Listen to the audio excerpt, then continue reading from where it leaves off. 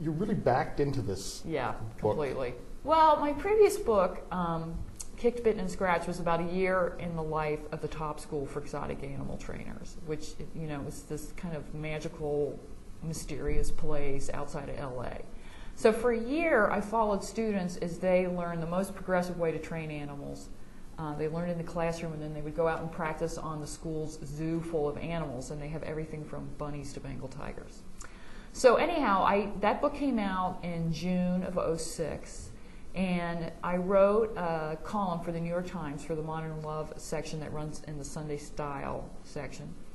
And I wrote about how, basically, I wrote about my personal experience of writing this book, and that is the longer time I spent around the trainers and watching them train all these incredible animals using these very simple universal principles, I started to think, you know, well, why should we be any different? And they just seemed to make such good sense that I started using them first at home to improve my marriage, and that's what the column was about.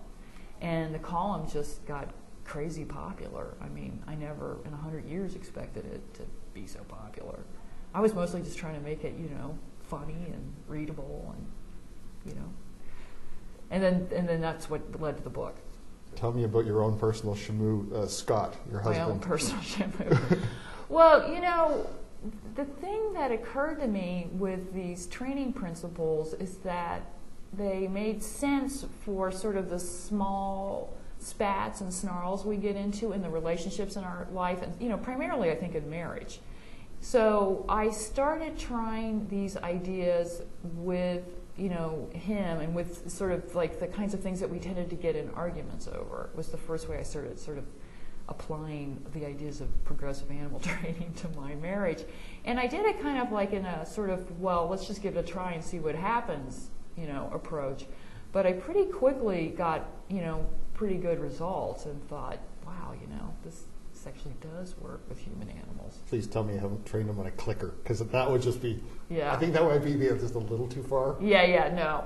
I don't use clickers. I don't use actually bucket of mackerel, so I make lots of cracks about mackerels, and I don't use a dolphin whistle. It's really just a way of thinking. And the thing that is, to me, was so interesting about the way modern animal trainers work is that they use behavior as communication, and it's their behavior that they use. It's their behavior that they change and control. And that's what I had to do too. So it was fundamentally a way of changing myself to try to, you know, get more of what I wanted in my marriage and then in other relationships.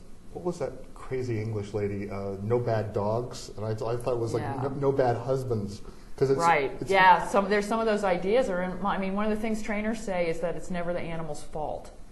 And they say that so that they push themselves to always come up with another solution, to try another technique, to try a technique slightly differently. Maybe they're trying to teach the animal too much at once. Maybe they're scaring the animal by accident. So I like that as far as thinking about humans, because it's really easy for us to just, you know, say so-and-so's a slob, so-and-so doesn't love me, blah, blah, blah, blah, blah. And, you know, just the same old and nothing's solved.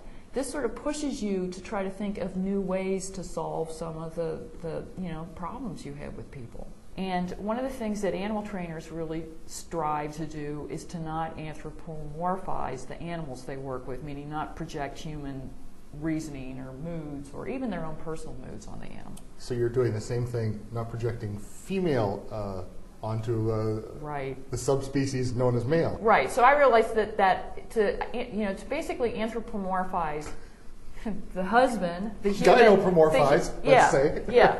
You that what I would do is take things way too personally. That I would read something meant to me specifically that really where there wasn't any.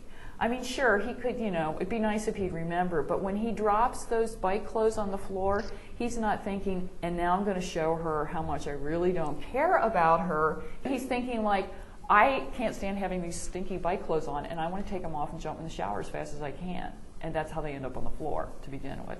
So at least, even though this might still annoy me, I don't take it to the, you know, the level I used to. And that's how these little tiny annoyances blow way out of proportion.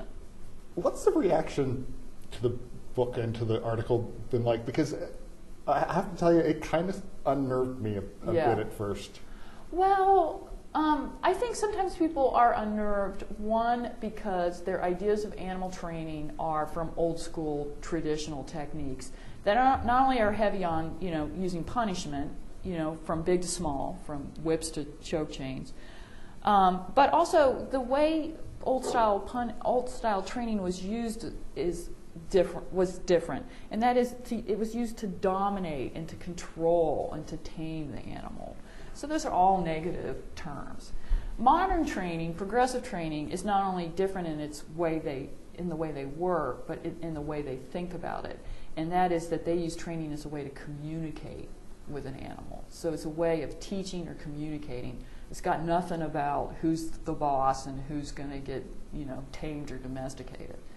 So that's one way it makes people upset. And then some people, try as I may, I keep pointing out this is not gender specific. It's just that I happen to be a woman who had this transformative experience, and I'm married to a man. And I have gone on to use this with my mother and other people. So it really is works with any kind of person, people, human, animal.